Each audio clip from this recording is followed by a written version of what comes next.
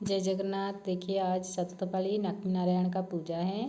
देखिए हमने लिए हैं पना और दही गुड़ और फ्रूट में लिए हैं अमरूद, अनार, एप्पल, खीरा, शकरकंदा, केला, ऑरेंज, पाइनएप्पल, अंगूर, रामफल। फिर पीठा में लिए हैं मंडा पीठा, पुरगुड़ा, काकरा पीठा, बड़ा, अटकाली, फिर बड़ा पीठा। फिर उसके बाद पोड़ो पीठा है। फिर उसके बाद हम अन्न लेंगे।